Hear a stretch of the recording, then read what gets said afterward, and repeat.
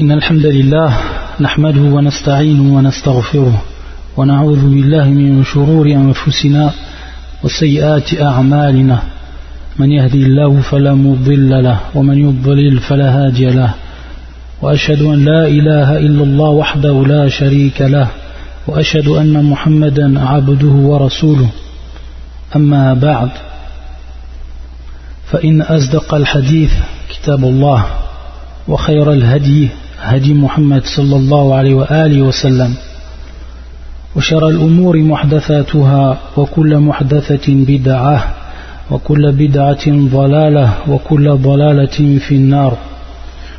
إخواتي الكرام, assalamu alaikum wa rahmatullahi wa barakatuh.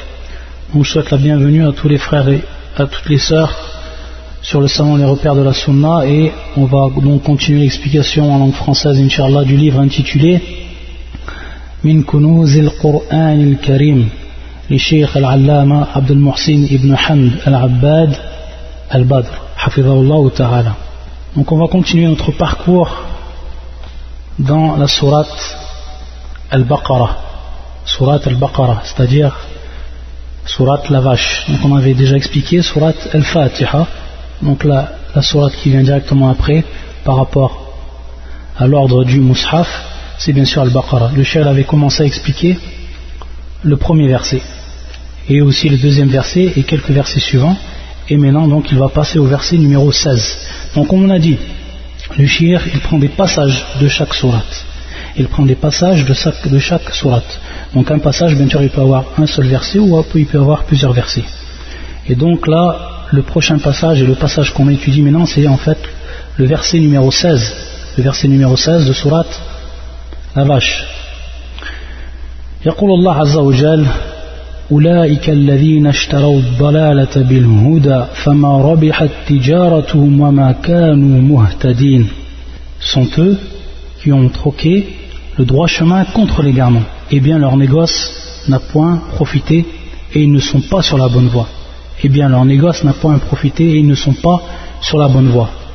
Je redis le verset en arabe. أولئك الذين اشتروا الضلالة بالهدى فما ربحت تجارتهم وما كانوا مهتدين. En fait ici le terme, un des termes qui est employé, ou il y a plusieurs termes qui sont employés dans ce verset, c'est ad-dalalatu. Ad-dalalatu. Wa ad-dalalatu, on dit donc ad-dalal ou ad-dalalatu, c'est bien sûr l'égarement, c'est l'égarement. Un autre terme qui est employé dans ce verset, al-huda. Al-huda, et al-huda c'est bien sûr la guidance, c'est ce qu'on traduit en fait par la guidance ou le droit chemin. De façon générale on traduit ça par la guidance, al-huda. Un autre terme aussi qui est employé dans ce verset, at-tijara. At-tijara, yani tijaratuhum, at-tijara. Ou at-tijara c'est quoi? C'est en fait le commerce. At-tijara c'est le commerce. Voilà pour les trois mots qui sont utilisés. Ad-dalala, al-huda, والتجارة. يقول الشيخ في هذه الآية إخبار عن المنافقين بأنهم رغبوا في الضلالة ورضوها لأنفسهم وتركوا الهدى وأعرضوا عنه فخسروا هذا الذي رغبوا فيه وما ربحت تجارتهم فيه ولا يظفروا بالهدى الذي تركوه ولهذا قال فما ربحت تجارتهم وما كانوا مهتدين.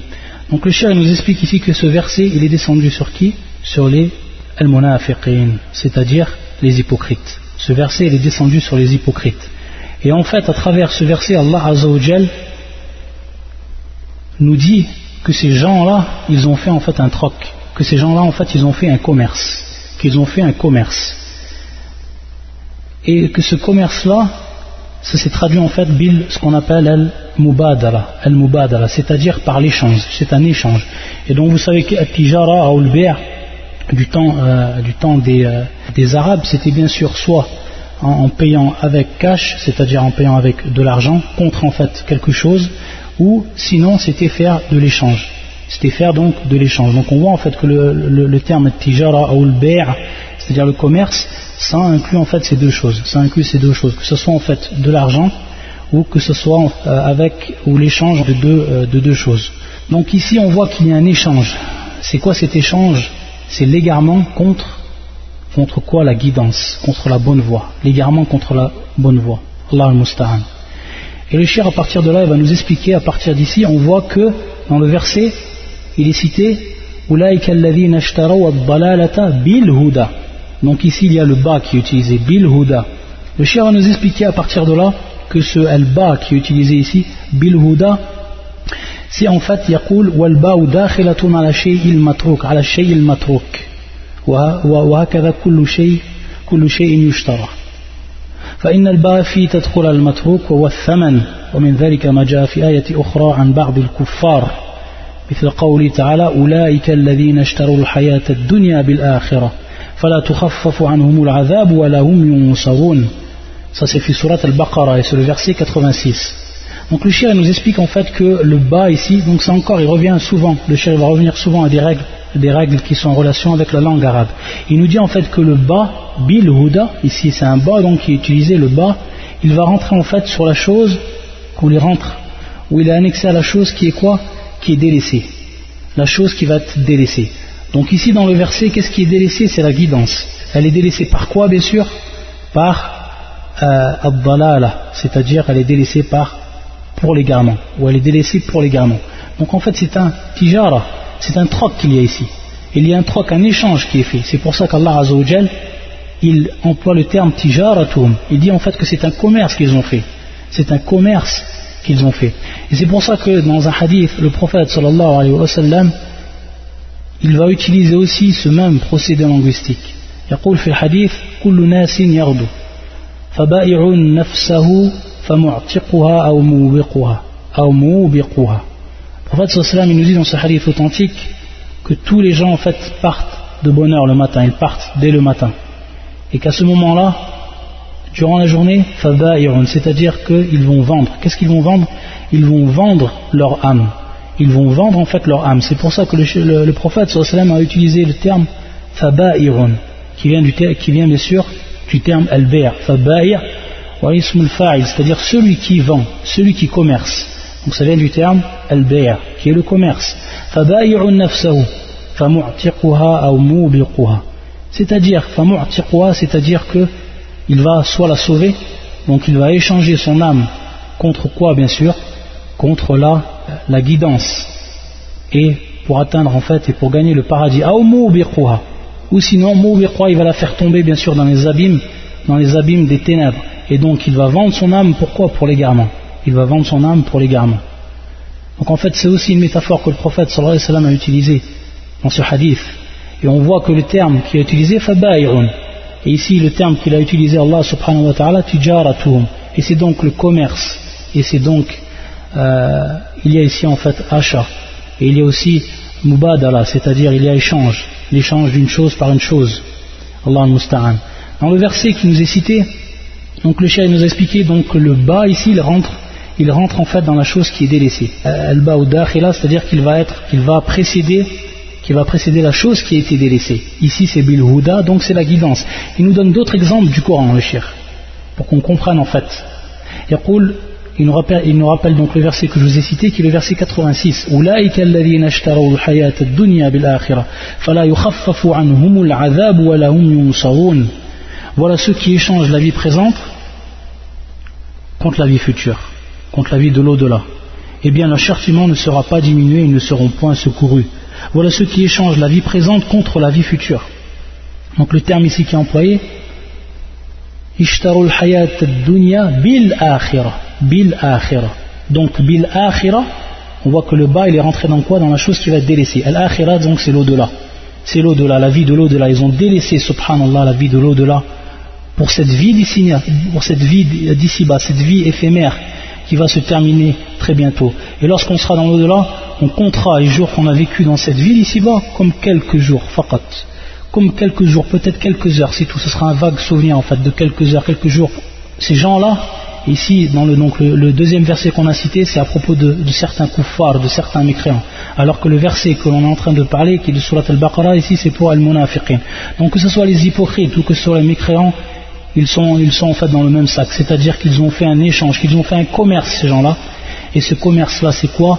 C'est le fait d'avoir échangé la guidée ou la guidance.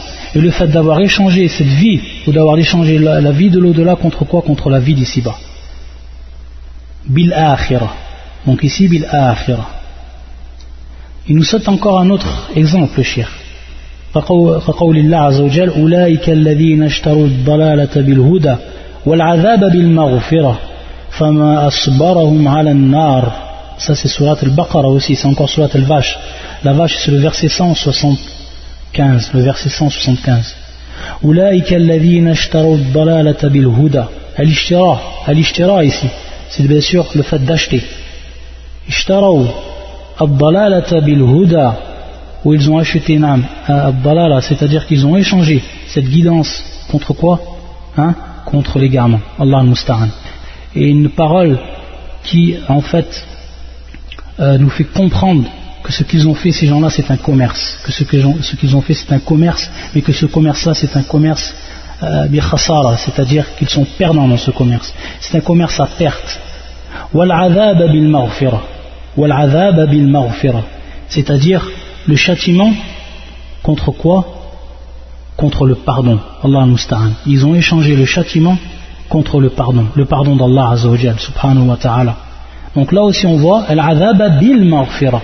Le bas il rentre dans où il précède quoi? Al-maghfira. Donc la chose al-shay wal-matrouk, la chose qui est délaissée, la chose qui est délaissée. Al-'adhab bil-maghfira. Donc le châtiment contre le pardon d'Allah subhanahu wa ta'ala. Fama asbarahum ala an-nar. Qu'est-ce qui leur fera supporter donc le feu après cela? Allah al-Musta'an. Il nous donne encore un dernier exemple, Cheikh rahimahullah, pour expliquer toujours que al-ba rentre en fait sur la chose qui va être délaissée, et que cette chose qui est délaissée va être bien sûr moindre que pour laquelle on a en fait délaissé cette chose-là. يقول الله عز وجل وإذ قلتم يا موسى لن نصبر على طعام واحد فادع لنا ربك يخرج لنا مما تنبت الأرض من بقلها وقثائها وفومها وعدسها وبصلها قال أتستبدلون الذي هو أدنى بالذي هو خير قال أتستبدلون الذي هو أدنى بالذي هو خير. Donc encore ici, il y a un échange qui est fait. Bien sûr, ce verset, c'est le verset qui est descendu sur Bani Israël. Et vous savez bien sûr ce qui s'est passé avec Moussa. Et à partir de là, Moussa donc, il leur a dit قال أتستبدلون الذي هو أدنى بالذي هو خير. Donc le sens du verset, et rappelez-vous quand vous dites, c'est-à-dire Bani Israël, quand vous dites ô Moïse, nous ne pouvons plus tolérer une seule nourriture, prie donc ton Seigneur pour qu'il nous fasse sortir de la terre ce qu'elle fait pousser, de ses légumes, ses concombres, son ail ou blé, c'est-à-dire qu'on peut traduire le terme par ail aussi par blé, ses lentilles et ses oignons. Il vous répondit, voulez-vous échanger, c'est-à-dire Allah Azza wa Jal, voulez-vous échanger le meilleur pour le moins bon? Donc ici on voit que le bas il est rentré dans quoi? Billadhi wa khayr. Donc c'est la chose ash-shay'ul matrouk, billadhi wa khayr, ce qui est meilleur. Et vous avez délaissé ce qui est meilleur, pourquoi? Pour ce qui est moindre. Donc encore ici la règle elle est appliquée. La règle elle est appliquée que al-ba'u dakhiratun ala ash-shay'il matrouk. وهكذا كما قال الشيخ كل شيء يشترى. نعم. Donc ça c'est surat al-Baqarah aussi, c'est le verset 61. يقول الشيخ فإن الباء داخلة على المتروك, une fois de plus, والمن والسلوى. Donc al-man, donc c'est ce qui est cité aussi dans les versets d'avant. Ils disent, la plupart des savants, ou plutôt ceux en fait qui ont rassemblé toutes les paroles de ceux qui ont fait l'exégèse du Coran, يقول كما قال ابن كثير كل ما امتنى الله عليه من طعام والشراب. Ça c'est le man, al-man. C'est en fait tout ce qu'Allah Azza wa Jal leur a donné comme en faveur pour ce qui est de la nourriture et de la boisson. Donc en fait, vous savez que par rapport à al-man, il y a eu plusieurs explications, plusieurs interprétations par rapport à ce terme. Et Ibn Kathir les a en fait rassemblés et il nous dit en fait cette parole qu'on vient de citer. Wassalwa. Salwa c'est en fait c'est une sorte d'oiseau qui est en fait voisin de la perdrix. Certains traduisent par le terme la caille. Ala kulli hal, c'est ce qu'Allah Azza wa Jal leur avait fait don. C'est ce qu'Allah Azza wa Jal leur avait fait don à Bani Israël. Et eux en fait ils ont voulu des choses encore. Ils ont voulu des choses qui leur paraissaient meilleures. Alors à ce moment-là, Moïse leur a dit Atastabdiluna alladhi wa adna billadhi wa khayr. Taïb. Le chien ensuite il va passer à un autre passage du Coran.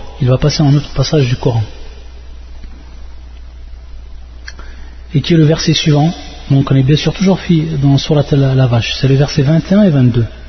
يا أيها الناس اعبدوا ربكم الذي خلقكم والذين من قبلكم لعلكم تتقون الذي جعل لكم الأرض فراشا والسماء بناء وأنزل من السماء ماء فأخرج به من الثمرات رزقا لكم فلا تجعلوا لله أندادا وأنتم تعلمون. Ça c'est le verset 21 et 22. Versets 21 et 22. Naam. Donc le sens, la traduction de ce verset est la suivante. C'est lui qui vous a fait, ô homme, adorez votre Seigneur, qui vous a créé, vous et ceux qui vous ont précédés. Ainsi atteindriez-vous à la piété.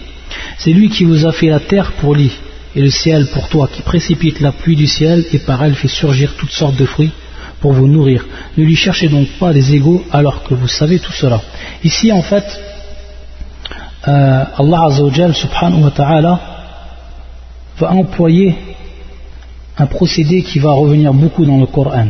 C'est ce qui va en fait mettre en évidence le shir. Il va mettre en fait en évidence cela.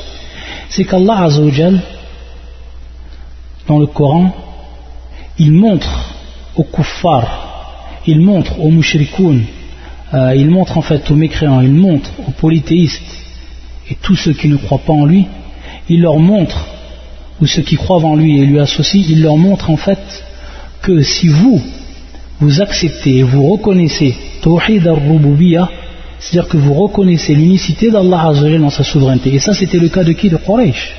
C'était le cas de Quraysh. Le prophète sallallahu alayhi wa sallam les a combattus. Pourquoi?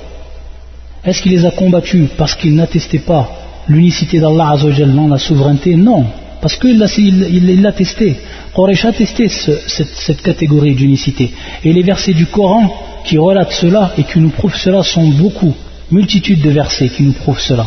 Et donc à partir de là, Allah Azza wa Jalla, qu'est-ce qu'il nous dit ici dans ce verset? Il dit en fait que si vous reconnaissez que je suis votre créateur, que je suis le créateur de ceux d'avant vous, que vous reconnaissez que j'ai placé la terre comme un lit pour vous, que j'ai placé aussi le ciel comme une voûte, et que j'ai fait descendre de ce ciel tout ce qui est sorti comme fruit, etc., comme une pourvoyance pour vous, alors فَلَا تَجْعَلُوا لِلَّهِ أَنْدَادًا فَلَا تَجْعَلُوا لِلَّهِ أَنْدَادًا. Alors ne placez pas des semblables pour Allah, ne placez pas des semblables, ne lui cherchez donc pas des égaux, des semblables. Et le terme ici andada, c'est le pluriel de an-nid, niddun. Et niddun au niveau de la langue arabe, c'est en fait le semblable, c'est le semblable. Donc lorsqu'on on veut mettre une personne semblable à une autre, et on appelle que hada nidduhu, c'est-à-dire ça c'est son semblable. C'est pour ça que Allah Azza wa Jal il emploie en fait ce terme andada qui est le pluriel de nid. Fala taj'alou lillahi andadan wa antum ta'lamun. Donc si vous reconnaissez cela, et si vous apercevez que réellement Allah Azza wa Jal il est le Seigneur, c'est-à-dire que c'est à lui qu'appartient la souveraineté, alors automatiquement cela implique que vous reconnaissez Tawhid al-Uluhiyyah, qu'Allah Azza wa Jal il est le seul à être adoré, Tawhid al-Uluhiyyah. Et donc ça, ce procédé est utilisé beaucoup dans le Coran, c'est-à-dire qu'Allah subhanahu wa ta'ala, à chaque fois qu'il leur montre qu'ils croient en fait dans ce Tawhid al-Rububiyyah, et qu'ils l'acceptent et qu'ils le reconnaissent, alors cela implique, donc c'est une implication. Donc l'unicité d'Allah Azza wa Jalla dans sa souveraineté, le fait de reconnaître cette catégorie va impliquer quoi? Va impliquer la reconnaissance de quoi? Et l'attestation du Tawhid al-Uluhiyyah, de l'unicité d'Allah Azza wa Jalla, dans quoi? Dans son adoration. Et ça dans le Coran, le cheikh va nous citer encore un exemple, et ça dans le Coran c'est beaucoup. Les versets qui sont de ce style sont nombreux. Ça c'est la première chose, c'est l'une des choses que le cheikh va nous expliquer. Avant cela, qu'est-ce qu'il nous dit? Il nous dit, le cheikh rahmatullah alayhi wa hafidhahullah, il nous dit tout simplement que dans le Mus'haf, c'est-à-dire dans le Coran, c'est le premier ordre qui est venu d'Allah Azza wa Jalla, le premier ordre. Si maintenant on regarde surat al-Fatiha, il y a les surat al-Fatiha ou surat al-Baqarah, qui sont les deux premières sourates, qu'est-ce qu'on s'aperçoit dans le Coran? On s'aperçoit que le premier ordre qui vient, c'est quoi? Ça va être ce verset. Et c'est quoi cet ordre? C'est pour ça qu'Allah Azza wa Jalla dit Ya ayyuhan nas, c'est-à-dire, et comme l'explique Ibn Abbas, il dit bien sûr, lorsqu'on entend Ya ayyuhan nas ou Ya ayyuhal ladhina amanu ou Ya ayyuhal mu'minun, etc., automatiquement après il va venir soit un ordre ou soit il va devenir quoi? Une interdiction. Soit Allah Azza wa Jalla nous ordonne de faire quelque chose ou nous interdit de faire quelque chose. À partir de là, on voit qu'ici Ya ayyuhan nas, c'est le premier nida, c'est-à-dire que ici il va avoir Allah Azza wa Jalla appelle les gens. Il appelle les gens à quoi? Et c'est ça le premier ordre qui est venu dans le Coran, c'est quoi? Wa ibadatullah wa a'zamu ma'murin bih. Et donc, vu que c'est la première chose qui a été ordonnée dans le Coran, c'est en fait la chose la plus grande, la chose la plus grandiose, la chose la plus immense, c'est-à-dire l'obligation qui est la plus grande.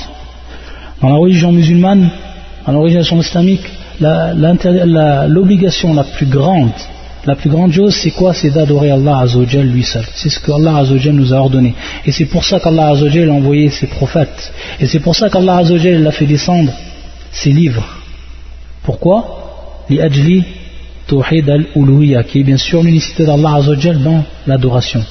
Qu'on rend Allah Azza wa Jalla unique dans cette adoration, qu'on lui adore, qu'on adore que lui et qu'on délaisse tout ce qui est en dehors de lui, subhanahu wa ta'ala.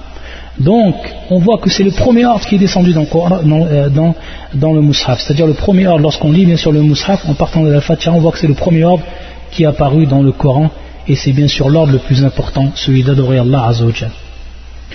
Et ensuite, يقول وعلى أول نهي نهى الله عنه فيه والشرك بالله واتخاذ الأنداد له وهو أعظم منهي عنه. Il nous dit de même, après qu'il y a eu cet ordre, il va y avoir une interdiction. Et cette interdiction, c'est donc la première interdiction qui vient dans le Mus'haf. C'est la première interdiction qui vient dans le Coran, c'est cette interdiction, et qui est quoi? Qui est l'associationnisme. Donc le contraire bien sûr du tawhid, le contraire du fait d'adorer Allah Azza wa Jalla sans rien lui associer, et bien sûr qui est ashirk, qui est bien sûr l'associationnisme, le polythéisme, et le fait de lui donner des semblables. Le fait de lui donner des semblables, c'est-à-dire des semblables dans son adoration, al-andad. Donc on voit ici le premier ordre et la première interdiction, et que cette interdiction bien sûr c'est la plus grande des interdictions, la plus grande des interdictions.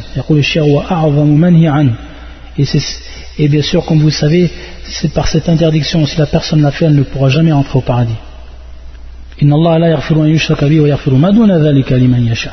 Allah Azza wa Jalla ne pardonne pas qu'on lui associe. Allah Azza wa Jalla ne pardonne pas qu'on lui associe quoi que ce soit. Et il pardonne en dehors de cela à qui il veut, subhanahu wa ta'ala. Donc c'est pour ça, c'est de par cette importance de cette interdiction, que ça a été la première interdiction qui vient en fait dans le Coran, fil Mus'haf. Et donc, pour revenir à cela, la première obligation c'est u'budu rabbakum. U'budu. Ici on voit que le verbe il est à quoi? Il est l'impératif. Fi'lu amr. U'budu rabbakum. Ça c'est l'obligation. Et ensuite l'interdiction fala taj'alu lillah. Fala Allah an-nahiyuna. C'est pour ça ensuite, bien sûr, fala taj'alu Allah an-nahi, c'est-à-dire le la qui est utilisé ici, le nom, c'est un nom qui en fait implique l'interdiction. Fala taj'alu lillahi andada wa antum ta'lamun. Et le cheikh va nous dire en fait que ces deux versets, u'budu rabbakum, et le deuxième verset, fala taj'alu lillahi andada, c'est en fait l'explication de la ilaha illallah, kalimat at-tawhid, l'explication de la ilaha illallah. Il nous dit donc dans le verset fala taj'alu lillahi andada, c'est l'explication en fait la ilaha, il n'y a pas d'autre divinité méritant l'adoration. La ilaha, fala taj'alu lillahi andada, ne donnez pas à Allah Azza wa Jal des égaux, des semblables. Donc bima'na la ilaha. Wa qawluhu u'budu rabbakum bima'na illallah. Bima'na illallah, c'est-à-dire adorer seul votre Seigneur ou adorer votre Seigneur, c'est ma'na la ilaha illallah, sauf Allah. Il n'y a pas d'autre divinité méritant l'adoration sinon Allah. Illallah. U'budu rabbakum. Et donc le shirk, il revient ensuite sur où il nous explique la règle que j'ai dit, la première règle qui est la plus importante par rapport à ce verset. Et c'est pour ça qu'il nous dit le shirk, donc en revenant sur le fait que le fait d'approuver l'unicité d'Allah Azza wa Jal dans sa souveraineté implique que l'on reconnaisse l'unicité d'Allah Azza wa Jal dans son adoration. C'est pour ça qu'il nous dit le shirk, kama annahu la khaliqa illa Allah wa la raziqa illa Allah fa innahu la ma'buda haqqan siwah. Il nous dit le shirk, comme il n'y a pas d'autre créateur qu'Allah, le fait que l'on dise la khaliqa illa Allah, c'est le fait de dire qu'il n'y a pas d'autre créateur sinon Allah. Et il nous dit wala raziqa illa Allah, c'est-à-dire qu'il n'y a pas d'autre pourvoyeur sinon Allah. Tout cela bien sûr c'est rentre dans Tawhid al-Rububiyya, l'unicité d'Allah Azza wa Jal dans sa souveraineté. La khaliqa illa Allah wala raziqa illa Allah fa innahu idhan fa innahu, bien sûr ça implique fa innahu la ma'buda haqqan siwa, c'est-à-dire il n'y a pas d'autre être adoré en dehors de lui. Ça implique tout simplement, c'est maintenant tu sais que celui qui te nourrit de façon journalière, celui qui t'a créé, celui qui a créé ton père, ta mère, ta grand-mère et tes ancêtres, c'est pas celui qui mérite d'être adoré? Tout simplement cette question qui est posée. Cette question qui est posée tout le long en fait du Coran pour faire réagir ces gens, pour leur faire comprendre en fait qu'ils sont à côté de la plaque, qu'ils sont en fait dans le faux, qu'ils ont adoré des êtres qui ne les ont même pas créés, qui ne leur donnent même pas leur pourvoyance. Alors pourquoi eux ils méritent cette adoration? Ils méritent l'adoration, celui qui t'a créé, celui qui t'a donné la pourvoyance, celui qui te protège du mal si quelqu'un te fait du mal. C'est celui qu'il faut que tu adores, tout simplement. Et non. C'est pour ça qu'il y a le shirk ولهذا يأتي كثيرا في القرآن تقرير التوحيد الذي أقروا به لإلزامهم بالتوحيد الذي جحدوه. Et ensuite il va nous citer un autre verset encore, le shirk rahimahullah. Allah Azza wa Jal, donc c'est un long verset, ou plusieurs versets bien sûr, et qui vont encore nous prouver la règle qu'on a citée, et qui va encore nous démontrer en fait le procédé qu'Allah Azza wa Jal utilise pour en fait argumenter contre les gens qui lui ont associé, alors qu'ils ont reconnu en fait l'unicité d'Allah Azza wa Jal dans sa souveraineté, qu'ils ont reconnu qu'il est le Seigneur en toute vérité. يقول الله عز وجل أمن خلق السماوات والأرض وأنزل لكم من السماء ماء فأنبتنا به حدائق ذات بهجة ما كان لكم أن تنبتوا شجرها أإله مع الله بل هم قوم يعدلون أمن جعل الأرض قرارا وجعل خلالها أنهارا وجعل لها رواسي وجعل بين البحرين حاجزا أإله مع الله بل أكثرهم لا يعلمون أمن يجيب المضطر إذا دعاه ويكشف السوء ويجعلكم خلفاء الأرض أإله مع الله قليلا ما تذكرون أمن يهديكم في ظلمات البر والبحر ومن يرسل الرياح بشرا بين يدي رحمته أإله مع الله تعالى الله عما يشركون أمن يبدأ الخلق ثم يعيده ومن يرزقكم من السماء والأرض أإله مع الله قل هاتوا برهانكم إن كنتم صادقين. Donc ici, dans ce verset, ou dans ces versets, Allah Azza wa Jal va tout simplement faire apparaître la générosité, cette générosité qu'il leur a donnée, c'est-à-dire tout le bien qu'il les a donné à travers sa générosité et à travers les bienfaits qu'il leur a donnés. Il dit Allah Azza wa Jal dans le sens donc, du verset, n'est-ce pas celui qui a créé les cieux et la terre et qui vous a fait descendre du ciel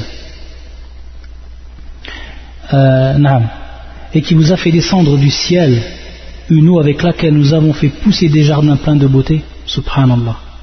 Vous n'étiez nullement capable de faire pousser leur arbre, y a-t-il donc une divinité avec Allah? Vous n'étiez nullement capable de faire pousser leur arbre, alors qu'Allah Azza wa Jal, lui, il a fait descendre avec l'eau qu'il a fait descendre du ciel, alors qu'il a créé le ciel et la terre. Regardez en fait, Tassal Soulan, il a créé les cieux et la terre, à partir de là il a fait descendre du ciel une eau, et à partir de cette eau il a fait pousser des jardins pleins de beauté comme on peut admirer à travers le monde, alors que vous les créatures, vous n'étiez nullement capable de faire pousser leur arbre, simplement leur arbre. Alors à partir de là, ça c'est la souveraineté d'Allah, ça c'est Ar-Rububiyya. À partir de là, qu'est-ce qu'il dit Allah subhanahu wa ta'ala? Na'am, a ilahum ma'allah, a ilahum ma'allah. C'est-à-dire, y a-t-il donc une divinité avec Allah, subhanahu wa ta'ala, lui qui a fait tout cela pour vous, dans votre intérêt, est-ce que vous maintenant vous allez lui donner des associés? Est-ce que ça c'est logique? Est-ce que ça c'est compréhensible? Bal hum qawmun ya'dilun. Bal hum qawmun ya'dilun. Non, mais ce sont des gens qui lui donnent des égaux. N'est-ce pas lui qui a établi la terre comme lieu de séjour? La terre, cette terre qu'il a aplanie, qu'il l'a placée pour qu'on puisse en fait se reposer, placer des rivières à travers elle, lui a assigné des montagnes fermes et établi une séparation entre les deux mers. Une séparation entre les deux mers. Bien sûr, les deux mers, c'est les deux masses d'eau qui sont l'une des sources, l'une douce et l'autre salée. Ça aussi, c'est encore un signe que nous donne Allah subhanahu wa ta'ala. Y a-t-il donc une divinité avec Allah à partir de là, alors que c'est Allah Azzawajal qui a fait cela? Y a-t-il donc une divinité avec Allah? Non, mais la plupart d'entre eux ne savent pas. La plupart d'entre eux ne savent pas. Bal aktharum la ya'lamun. Ensuite, n'est-ce pas celui qui répond à l'angoissé quand il l'invoque? À l'angoissé lorsqu'il invoque. Al-Muttar, celui qui est angoissé ou celui qui en fait dont un mal l'a atteint ou qui est en fait dans une impasse. Alors, à ce moment, au moment où il l'invoque, c'est pas lui, Allah Azzawajal, qui va répondre, qui va répondre à son invocation et qui enlève ce mal, qui enlève le mal dont il a été touché, et qui vous a fait succéder sur la terre génération après génération. Subhanallah. C'est Allah qui nous a fait succéder génération après génération. Y a-t-il donc une divinité avec Allah? Donc à partir de là, est-ce qu'il y a une divinité avec Allah subhanahu wa ta'ala que vous associez? C'est rare que vous vous rappeliez. Ensuite, n'est-ce pas celui qui vous guide dans les ténèbres de la terre et de la mer alors qu'on était égarés? Si Allah Azzawajal ne nous avait pas guidés, nous serions égarés. Comme il nous a guidés sur cette guidance, comme il nous a guidés sur ce droit chemin qui est en fait la religion de l'islam. N'est-ce pas celui qui vous a guidé dans les ténèbres de la terre et de la mer et qui envoie les vents comme une bonne annonce, c'est-à-dire lorsque le vent il arrive, c'est la pluie qui va venir et à partir de là l'eau va descendre et à partir de là les légumes, l'herbe, etc. vont pousser. Donc comme une bonne annonce précédant sa grâce, la grâce d'Allah subhanahu wa ta'ala, à partir de là, y a-t-il donc pas une divinité avec Allah? Allah est très élevé au-dessus de ce qui lui associe. Allah est très élevé au-dessus de ce qui lui associe. Allah Azzawajal subhanahu wa ta'ala, il est bien au-dessus. Ta'ala Allahu amma yushrikun, avec tout ce qu'il nous a dit. Et Allah Azzawajal, il continue son argumentation. Fayaqul, n'est-ce pas celui qui commence la création, celui qui a commencé la création, qui a créé toutes choses? N'est-ce pas celui qui commence la création puis la refait, et qui vous nourrit du ciel et de la terre? Ça aussi, Ar-Razzaq, Allah Azzawajal, c'est celui qui pourvoit. À partir de là, y a-t-il donc une divinité avec Allah? Dit, apportez vos preuves si vous êtes véridiques. Après cela, après tout ce qu'on a argumenté, tout ce qu'on vous a prouvé, et qu'on vous a prouvé qu'Allah Azzawajal était bel et bien le souverain, donc que cela impliquait qu'il fallait lui vouer un culte exclusif et ne pas lui associer quoi que ce soit, Allah Azzawajal nous dit, apportez vos preuves, les preuves que ceux que vous adorez en dehors de lui sont réellement ou méritent réellement l'adoration. Est-ce que ces gens-là que vous adorez, est-ce que ces statues que vous adorez, etc., sont capables de faire tout ce qu'Allah Azzawajal a fait? Impossible, c'est impossible. Alors à partir de là, Allah Azzawajal, il les met devant le fait accompli. Apportez vos preuves si vous êtes véridiques, subhanahu wa ta'ala. La ilaha illallah. Ensuite, le Shia, rahimahullah ta'ala, il termine en fait en rappelant un hadith du prophète sallallahu alayhi wa sallam, et qui nous rappelle en fait que l'associationnisme, que le polythéisme est l'un des plus grands péchés.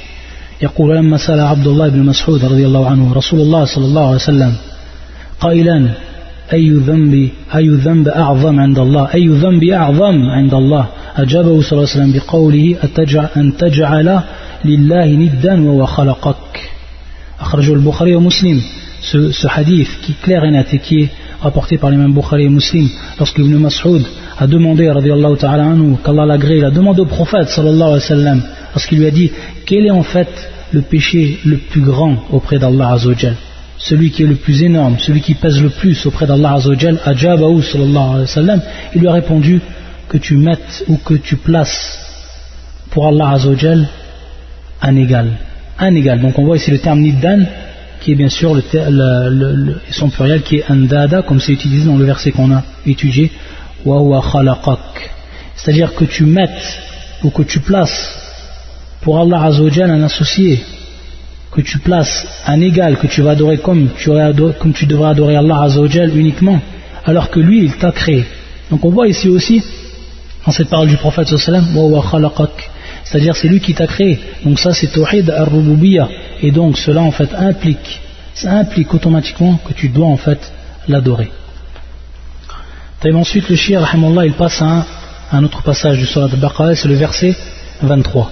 فيقول الشيخ رحمه الله أو حفظه الله قوله وإن كنتم في ريب مما نزلنا على عبدنا فأتوا بسورة من مثله وادعوا شهداءكم من دون الله إن كنتم صادقين. Ça c'est le verset 23. Le verset 23. وإن كنتم في ريب مما نزلنا على عبدنا فأتوا بسورة من مثله وادعوا شهداءكم من دون الله إن كنتم صادقين. نعم. Et donc le sens du verset suivant: si vous avez un doute sur ce que nous avons révélé à notre serviteur, tâchez donc de produire une sourate semblable et appelez vos témoins que vous adorez en dehors d'Allah si vous êtes véridique. Si vous avez un doute, raib, donc le terme ici raib, fi raibin, in kuntum fi raibin, et ça c'est le premier verset qu'on a vu, où le terme aussi également est employé raib, et on a vu que c'est ash-shak, raib qui est en fait ash-shak.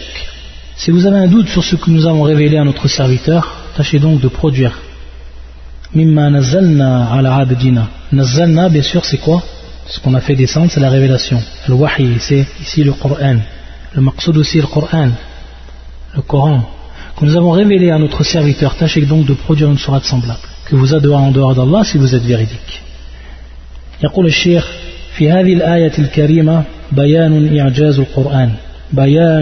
القرآن وأن الذي نزل عليهم هم أهل الفصاحة والبلاغة تحد بأن يأتوا بسورة من مثله وأقصر صور القرآن صور العصر والكوثر والإخلاص ومع ذلك لم يستطيعوا وقد كان التحدي حصل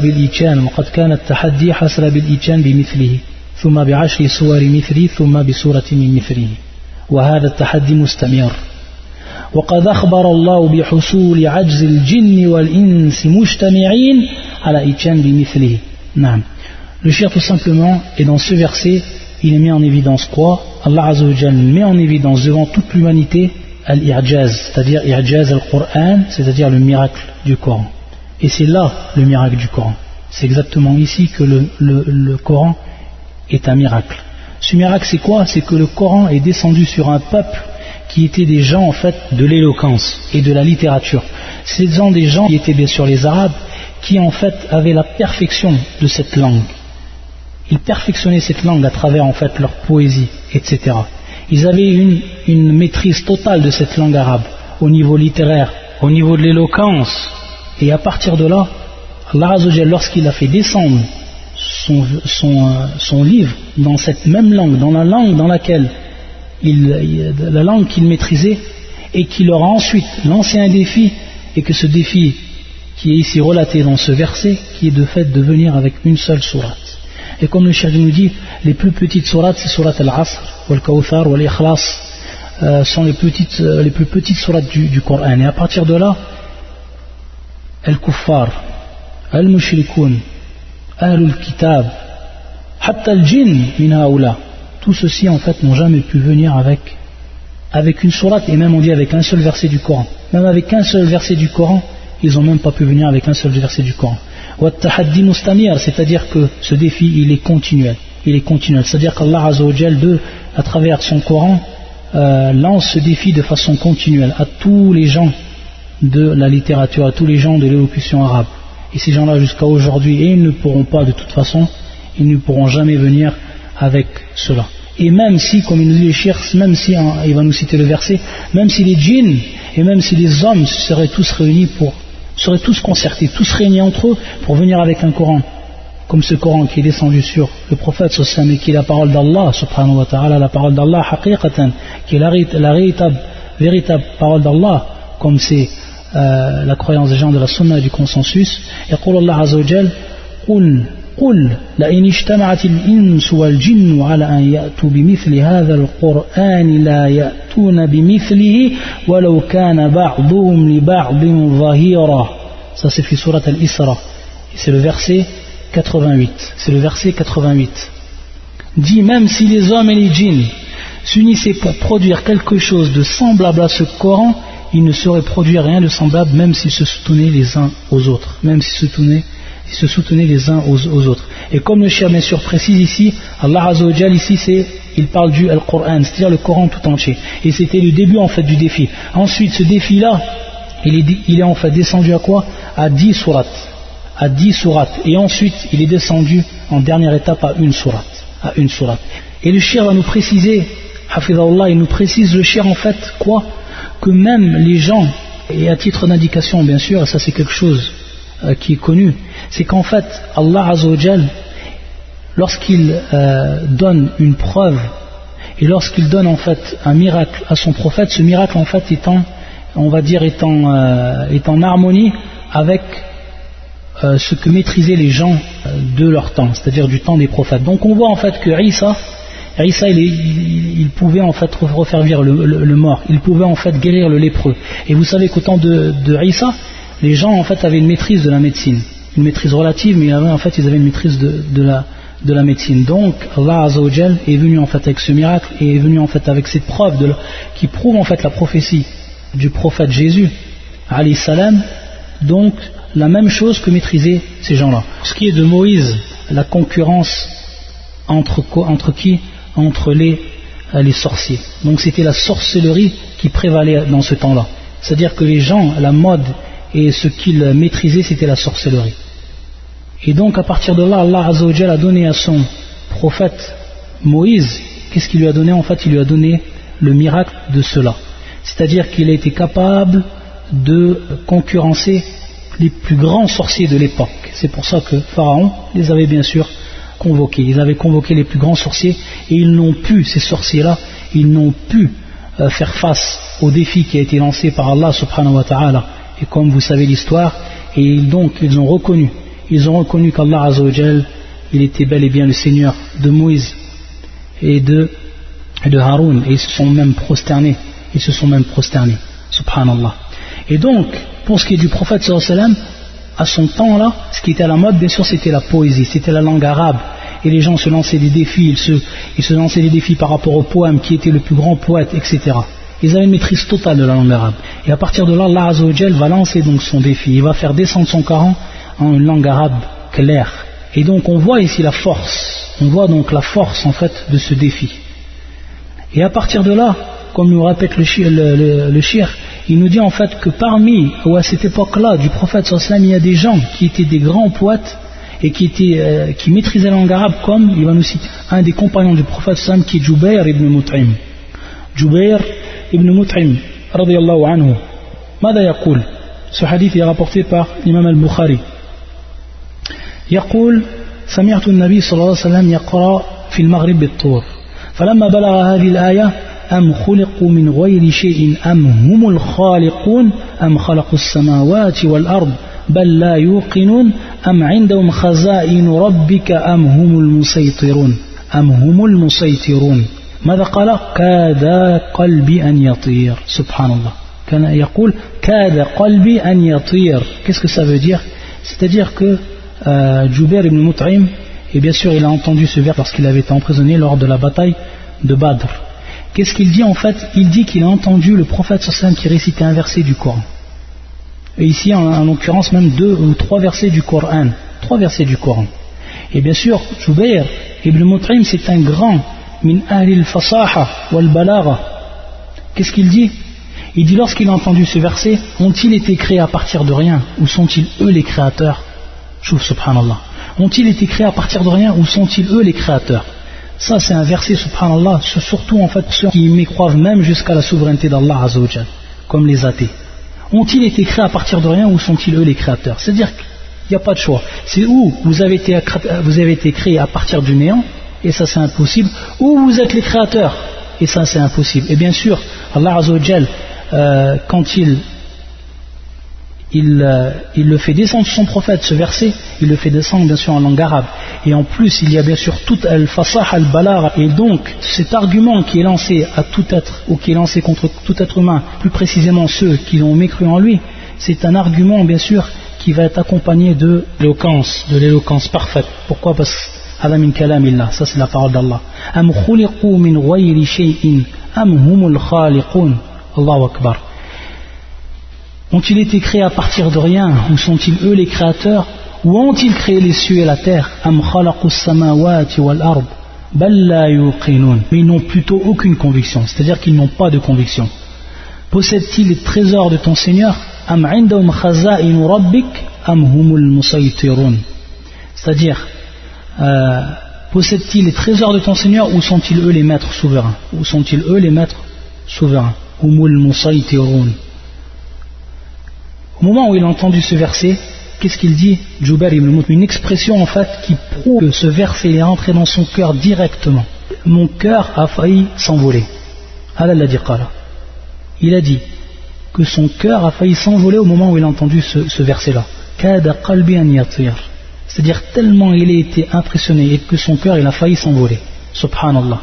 Et c'est pour ça aussi qu'il nous rappelle, Jubair dans un des hadiths aussi, il nous a dit c'est-à-dire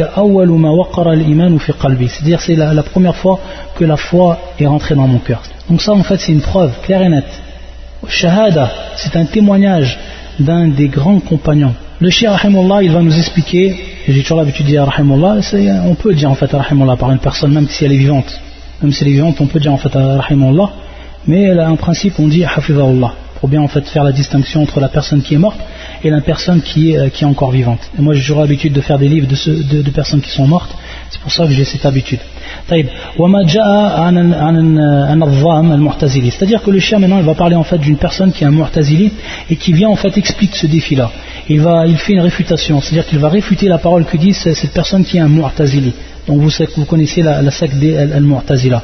Qu'est-ce qu'il dit le cheikh? Yaqul min qawl bis-sarfa. Et qu'est-ce qu'il veut dire par ce terme? Sarfa, c'est un terme bien sûr technique. As-sarfa, il veut dire tout simplement que en fait les Arabes ils étaient capables de venir ou d'apporter quelque chose qui est semblable au Coran. C'est ce qu'il dit lui. Mais il dit lorsque au moment où Allah Azza wa Jalla a fait descendre en fait à travers certains versets, il a fait descendre ce défi, il a lancé ce défi aux Arabes, alors il a dit à ce moment-là ils n'ont pas pu venir un Coran. C'est-à-dire qu'Allah Azza wa Jalla les a empêchés qu'ils viennent avec le Coran. Ajazou, c'est ce qu'il veut dire en fait. Et il nous dit le cheikh que hada batil, ça c'est complètement faux de dire cette parole-là. Le fait de dire que les Arabes avaient la capacité de venir avec quelque chose qui est semblable au Coran, mais qu'au moment où le défi est descendu, ils n'ont pas pu, c'est-à-dire qu'Allah les a empêchés de faire cela, et qu'ils n'ont pas pu en fait, ils n'ont pas pu écrire un Coran comme le Coran qui est entre nos mains. Il dit le cheikh que cette parole-là, qui est bien sûr la parole d'un innovateur, Mu'tazili, il nous dit en fait que c'est faux, c'est totalement faux. S'ils n'auraient pas pu, si on accepte cette parole-là, ou si en fait les Arabes n'auraient pas pu en fait venir avec, ou ils n'auraient pas pu écrire en fait ce Coran, qu'est-ce qu'ils auraient pu faire? Ils auraient pu tout simplement venir avec des choses qu'ils avaient déjà écrites dans le fil Jahiliya, c'est-à-dire avant la descente du Coran. Ils auraient pu venir. C'est des choses qu'ils avaient dawanou, c'est-à-dire des choses qu'ils avaient écrites, ils auraient pu venir avec cela. Et avec les paroles avec lesquelles ils se faisaient concurrence dans les aswaq, dans les marchés, comme vous savez au niveau de la poésie, c'est-à-dire qu'ils faisaient des concours de poésie devant les gens dans leur marché, ils auraient pu venir avec cette parole-là, mais à ce moment-là, on voit en fait que même s'ils seraient venus avec cette parole-là, elle n'avait rien à voir avec la parole du Coran. Elle n'avait rien à voir avec la parole du Coran, elle ne pouvait en fait aller à l'encontre de la parole du Coran, elle ne pouvait être équivalent à cette parole-là. Donc le shir il fait en fait une réfutation par rapport à cela, c'est-à-dire qu'ils auraient pu revenir à ce qu'ils avaient déjà écrit. Ils avaient déjà écrit ce qu'ils avaient déjà fait, et malgré ça, ils n'ont pas pu, même ce qu'ils avaient déjà écrit, ce qu'ils avaient déjà dit, ce qu'ils avaient déjà fait, ils n'avaient aucune valeur face au Coran. Et il nous dit, il va même nous donner un exemple, le shir. Le shir en fait, il va nous donner un exemple par rapport à cela. Il y a en fait une parole qui est connue chez les Arabes, avant bien sûr la venue du Coran, et cette parole-là c'est la suivante, al-qatlu anfa lil-qatl. 3 mots. Al-qatlu anfa lil-qatl. Ça c'est une parole en fait qui était connue et présente chez les Arabes dans la Jahiliya. Al-qatlu anfa lil-qatl. On peut le traduire par le meurtre, yani anfa, yani du verbe anafa, yanfi, le meurtre en fait élimine leur meurtre. On peut le traduire comme ça, le meurtre élimine le meurtre. يقول الشيخ وقد جاء في القرآن الكريم في هذا المعنى قول الله عز وجل ولكم في القصاص حياة ولكم في القصاص حياة. Surat al-Baqarah, ça c'est aussi dans Surat al-Baqarah qui est le verset 179. Le Coran, il est venu au niveau de al-ma'na al-am, c'est-à-dire au niveau de la signification générale, il est venu avec la même signification. Mais le cheikh maintenant il va nous mettre en évidence comment cette parole-là يقول ولا تسلم تلك الجملة من الخلل اللفظي والمعنوي. C'est-à-dire que le cheikh il nous dit en fait que cette parole qui était utilisée al-qatlu anfal al-qatl, c'est une parole qui contient al-khalal, qui contient en fait des défauts, que ce soit au niveau de la signification et que ce soit au niveau en fait du littéral, au niveau de la signification, au niveau du littéral. Il dit فالخلل اللفظي في كونه مكونة من 3 كلمات وواحدة منها مكررة. Qu'est-ce qu'il dit en fait? Il dit le shirk, dans un premier temps, le défaut qui se trouve au niveau littéral. Il dit que ce terme, ou que la phrase utilisée, elle comprend simplement 3 mots, et que dans ces 3 mots, il y a 2 mots qui sont répétés. Et ça en fait c'est un aïb. C'est un aïb au niveau de la langue arabe. La deuxième chose, c'est qu'ils disent al-qatlu anfal al-qatl, le meurtre élimine le meurtre. Il explique le shir en fait que ce n'est pas tous les meurtres qui sont la cause de l'élimination des autres meurtres. Ce ne sont pas tous les meurtres. Bien au contraire, il y a des meurtres qui vont être la cause de la multiplication en fait du meurtre, ou al-iqtital, du combat entre les gens. C'est-à-dire les gens au tir de là vont se combattre entre eux, et donc il va advenir encore plus de meurtres. Et donc ça c'est au niveau de la signification, c'est le défaut au niveau qu'il y a au niveau de la signification. Par contre dans le Coran, وَلَكُمْ فِي الْقِصَاصِ حَيَاتٌ وَلَكُمْ فِي الْقِصَاصِ حَيَاتٌ. Al-Qisas, vous savez que c'est en fait le talion, la loi du talion, Al-Qisas. Hayatun, bien sûr, c'est quoi? C'est la vie. Donc on voit ici, subhanallah, 2 opposés. Le meurtre, c'est-à-dire ici, bien sûr, ce n'est pas le meurtre qui est employé, le terme le meurtre, bien sûr, al-qatl, mais c'est le terme al-qisas, qui est bien sûr qui est encore plus vaste. Et comme vous savez, la loi du talion, nafsu bin nafs, c'est-à-dire l'âme par l'âme. Et le terme qui est employé ici dans le Coran, walakum fil qisas hayatun, dans un premier temps, il y a, comme je vous ai dit, 2 termes qui vont être opposés. Donc ce ne sont pas les 2 mêmes termes, comme il est employé dans leur phrase ici, al-qatlu anfal al-qatl. Al-qisas hayatun, c'est-à-dire il y a une vie, subhanallah. Regardez comme le Coran il explique en fait cette hikmah, il explique en fait cette sagesse à travers combien de mots, à travers, si on compte le waw wal-fi, à travers 5 mots. Et bien sûr les mots ils ne sont pas répétés comme dans l'exemple qu'on a donné. Bien au contraire, ici il y a même carrément 2 termes qui sont en apparence opposés. Et qu'est-ce qu'ils veulent dire? يقول الشيخ فقد جاء فيها ذكر القصاص هو الذي يكون في نفي القتل وحصول الحياة. C'est-à-dire les gens, il nous explique le shir, c'est-à-dire les gens, lorsqu'ils savent que la loi du talion est appliquée dans un pays, alors automatiquement qu'est-ce qui va se passer? C'est que la personne au moment où elle va vouloir tuer, elle va réfléchir 2 fois. C'est-à-dire que si je tue la personne, alors moi je me ferai tuer. C'est-à-dire je vais passer devant le tribunal et on va tout simplement, c'est-à-dire qu'on va me juger et qu'on va tout simplement me tuer. Et ça c'est la loi du talion. Et donc à partir de là,